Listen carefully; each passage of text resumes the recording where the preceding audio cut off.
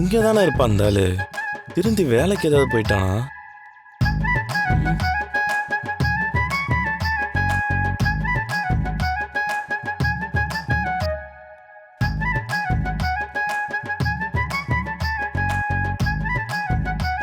இன்னும் ஏதோ நிதி அமைச்ச மாதிரி உட்காந்து கணக்கு எழுதிட்டு இருக்கிறான்.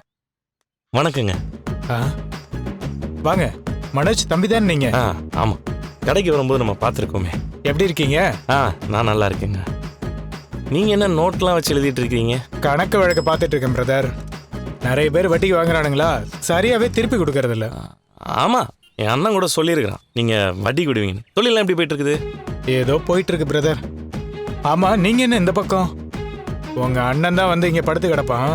இப்ப என்ன நீங்க வந்திருக்கீங்க? கார் ஓட்டிட்டு தானே இருந்தீங்க, அந்த வேலை போயிடுச்சா? ஹலோ, அப்படியே கார் ஓட்டுற வேலை போனாலும் என்னால் முடிஞ்ச சின்ன சின்ன வேலையை நான் பார்ப்பேங்க. சோம்பேறி மாதிரி இங்கெல்லாம் வந்து படுக்க மாட்டேங்க. வேண்டாம் பாய்ஸ், டென்ஷன் ஆகாதீங்க, படுங்க படுங்க. பிரதர், என்ன இப்படி சாதாரணமா சொல்லிட்டீங்க? காலையிலேருந்து சாயந்தரம் வரைக்கும் பார்க்கில் படுத்து தூங்குறது எவ்வளோ கஷ்டம் தெரியுமா? ஒரு நாள் இங்கே வந்து படுத்து பாருங்க, எங்கள் கஷ்டம் உங்களுக்கு தெரியும். இந்த பார்க்கில் நாங்கள் இல்லைன்னு வச்சுக்கோங்களேன், பார்க்கே வெறிச்சோடி போயிடும். சரி, சாரி, டென்ஷன் ஆகாதீங்க. நான் உங்ககிட்ட ஒரு விஷயம் கேட்கலான்னு வந்தேன். என்ன கேளுங்க. நான் செகண்ட்ஸில் ஒரு கார் வாங்கி வாடகைக்கு விடலான்னு இருக்கிறேன். குட், நல்ல ஐடியா தான். அதுக்கு நீங்கள் கொஞ்சம்... எனக்கு கார்லாம் அவ்வளோவா ஓட்ட தெரியாது பிரதர்.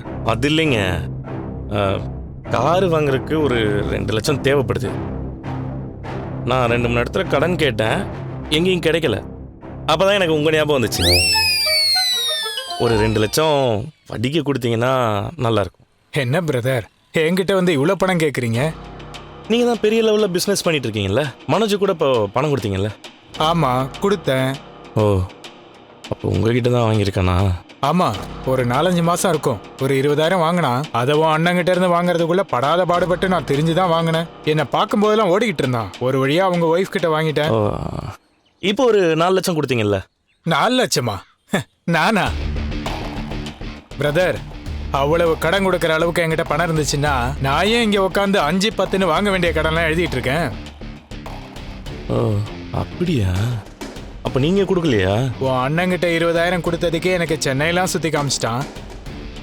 அவன் லிமிட்டே 30,000 வரைக்கும் தான். அதுவும் இப்ப கடை வச்சதுனால கொடுப்பேன். மற்றபடி 4 லட்சம்லாம் உங்க அண்ணனை நம்பி கொடுக்க மாட்டேன் பிரதர். 1 லட்ச ரூபாய்க்கு மேல இது வரைக்கும் யாருக்குமே நான் கடன் கொடுத்ததில்லை.